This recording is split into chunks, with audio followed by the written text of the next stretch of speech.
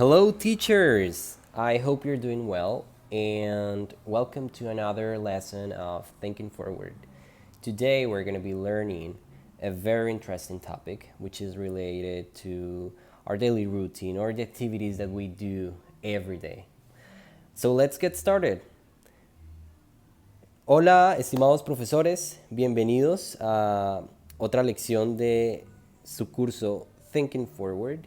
El día de hoy vamos a estar aprendiendo una lección muy interesante y está relacionada a las actividades que hacen parte de nuestra vida personal y profesional y también cómo nosotros podemos expresar con qué frecuencia realizamos esas acciones. Entonces vamos a estar estudiando no solamente vocabulario, sino también aspectos gramaticales para poder, digamos, expresar esas ideas que nosotros tenemos en relación pues a las actividades que hacemos diariamente o regularmente. ¿Listo? Entonces me gustaría empezar mostrándoles algo de vocabulario. ¿Listo? Decidí elegir una serie de actividades que a lo mejor pueden hacer parte de su vida.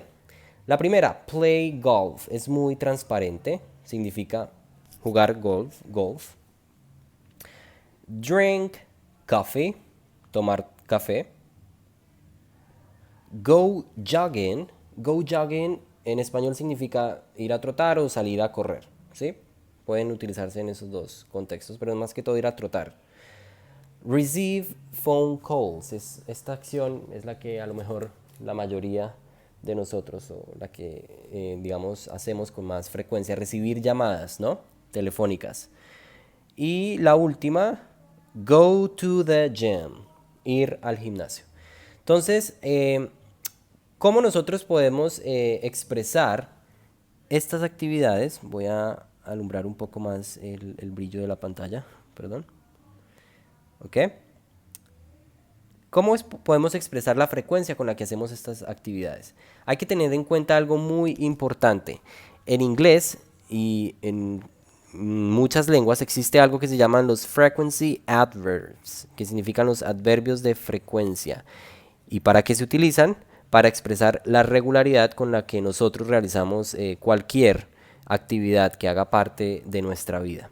Entonces yo decidí hacer un cuadro en donde yo le doy un valor desde el 0% desde el 0 hasta el 100% a los adverbios de frecuencia, en donde el 100% me va a indicar que esa palabra yo la utilizo para hablar de una acción que hago siempre, y el 0% pues todo lo contrario, aquellas que nunca hago, que no hacen parte de mi rutina, ¿cierto? Entonces vamos a ver cómo va, empezamos desde el 100% y va bajando un poco hasta llegar al 0%. ¿Listo? Entonces lo que está aquí en la derecha son los adverbios de frecuencia. El primero, always, significa siempre. ¿Listo? Segundo, almost always, casi siempre. Y luego seguimos descendiendo y vemos tres acá que por lo general son sinónimos y se pueden intercambiar, ¿sí? Se pueden utilizar en cualquier, digamos, oración que indique que más o menos o a veces se hace una acción. Entonces tenemos usually, often, generally. Por lo general, usualmente, a menudo, generalmente, tiene un valor, yo le daría un valor del 75 al 80%, ¿sí? Es un poquito más fuerte digamos, a veces. Que sigue acá. Sometimes, a veces. Occasionally, ocasionalmente, ¿sí? Vamos descendiendo un poco y llegamos a hardly ever. Hardly ever es como cuando decimos en español rara vez hago tal cosa, ¿sí? Rara vez o casi nunca, ¿sí? Y por último tenemos never o never, cualquiera de esas dos pronunciaciones, que corresponde a un 0% porque es nunca, ¿sí? Algo que nunca hacemos. Entonces, ya teniendo en cuenta este vocabulario, ¿no? Los adverbios de frecuencia, tenemos que saber en qué parte de la oración los ubicamos. ¿Por qué? Pues porque es necesario seguir una serie de reglas o tener en cuenta una serie de indicaciones para que nuestra frase quede totalmente correcta. ¿Y cómo se ubican los adverbios de frecuencia? Hay que tener en cuenta dos cosas muy importantes. Si en una oración está el verbo to be, el verbo el adverbio de frecuencia, perdón, tiene que ir después del verbo to be. ¿Cuál es el verbo to be? Obviamente ustedes ya lo conocen. I am, you are, she is, and so on. ¿Listo? Y el adverbio de frecuencia, la segunda indicación que hay que tener en cuenta es que se utiliza antes o se coloca antes de cualquier otro verbo que no sea el verbo to be. ¿Listo? Entonces vamos a hacer vamos a ver una serie de ejemplos que realicé yo acá pues para que puedan ver la diferencia. Entonces, el número 1. I am usually at the pool on Saturdays. Usualmente estoy en la piscina los sábados, ¿sí? Entonces vemos como usually va después del verbo to be. En este caso, am, I am. ¿Listo? Ahora vamos a ver lo contrario.